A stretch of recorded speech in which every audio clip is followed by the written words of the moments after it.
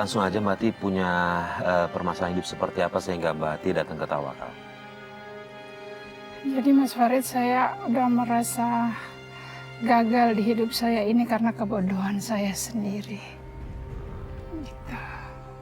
Apa yang Mbak Ati merasa bodoh itu seperti apa? Jadi sejak saya menikah yang kedua,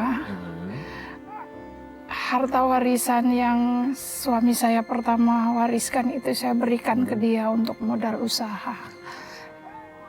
Dan habis itu semuanya di dia. Habis sama dia semua. Iya. Oke, sebelumnya suami pertama Mbak Ati kemana? Sudah meninggal karena sakit. Karena sakit ya Allah.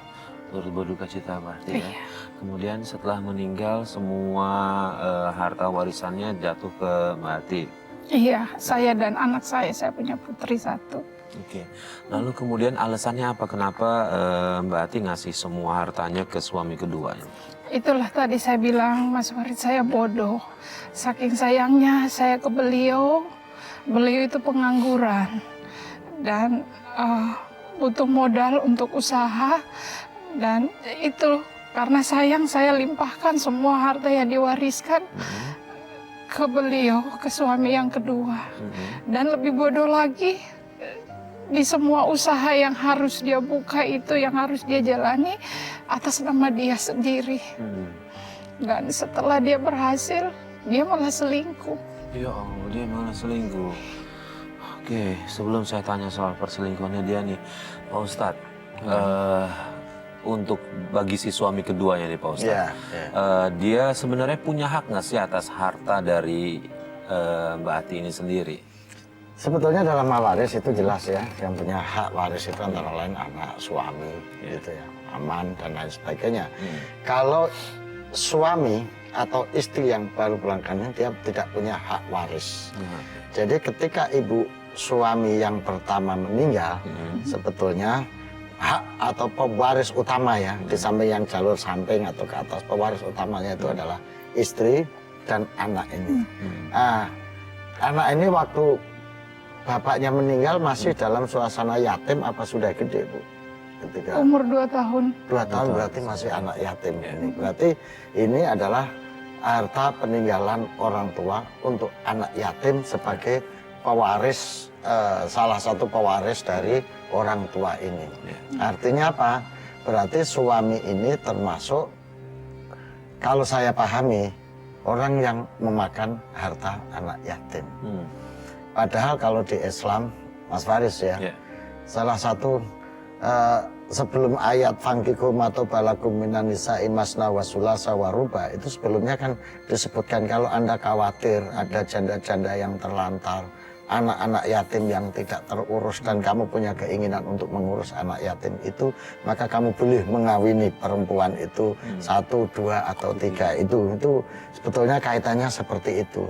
Nah, sebetulnya suami ibu, mohon maaf ya Bu ya, ketika suami ibu meninggal terus kawin yang kedua, ini sebetulnya mestinya mempunyai niat mulia untuk menolong ibu dan untuk merawat anak yatim, karena ibu kebetulan seorang janda dan ada anak yatim di situ.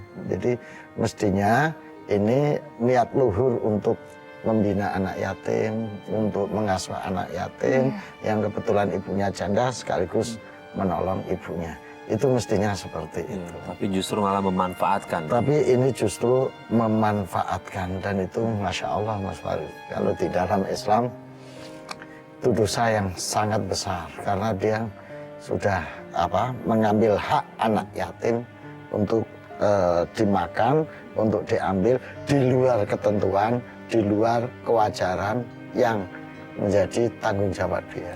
Oke, Pak Ustadz, lalu dalam Islam sendiri bagaimana mengatur uang nih antara istri dengan suami, kepemilikan uang nih Pak Ustadz? Sebetulnya tidak secara spesifik diatur. Ya.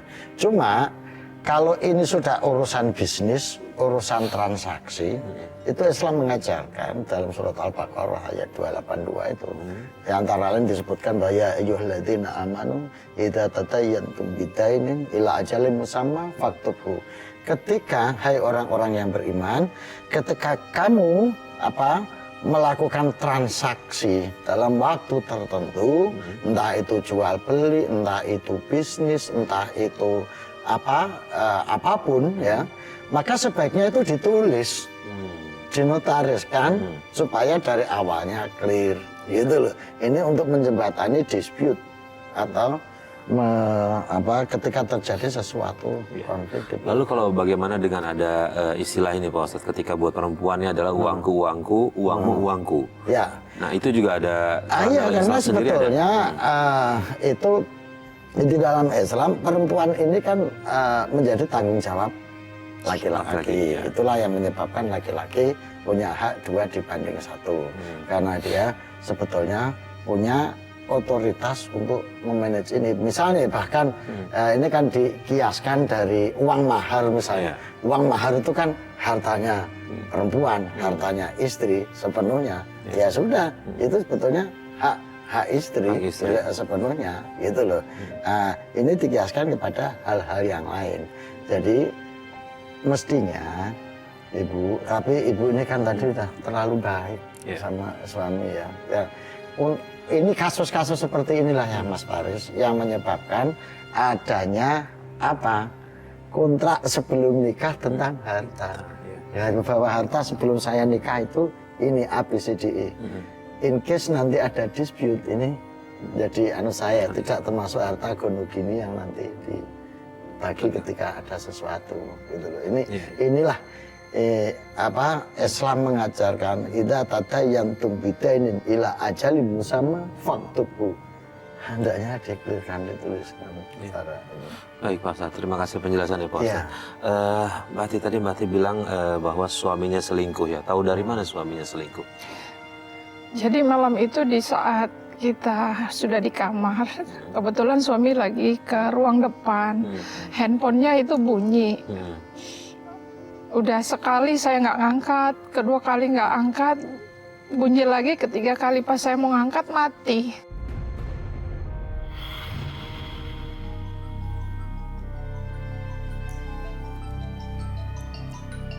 Siapa yang telepon malam-malam gini? Kok mati sih? Mas Rifat kemana ya? Jam berapa sih ini? Astagfirullah. Ini kan Mas Rifat. Ini foto pernikahan sama cewek mana? Siapa dia? Ati, ngapain kamu megang HP saya? Ini apa, Mas? Ini apa? Sini, kembalikan HP saya. Ya Allah, kamu nikah lagi, Mas? Apaan sih kamu? Malam-malam bikin ribut aja kamu. Jujur, Mas. Kamu nikah lagi. Berisik aja kamu. Kamu tuh salah lihat. Lagi kan, ngapain sih kamu? Ngecek-ngecek HP saya segala. Mas, aku ini istri kamu, Mas. Apa-apaan ini, Mas? Hah? Berisik aja kamu. Mendingan aku tidur luar. Ya Allah. Apa Mas Rifat nikah lagi?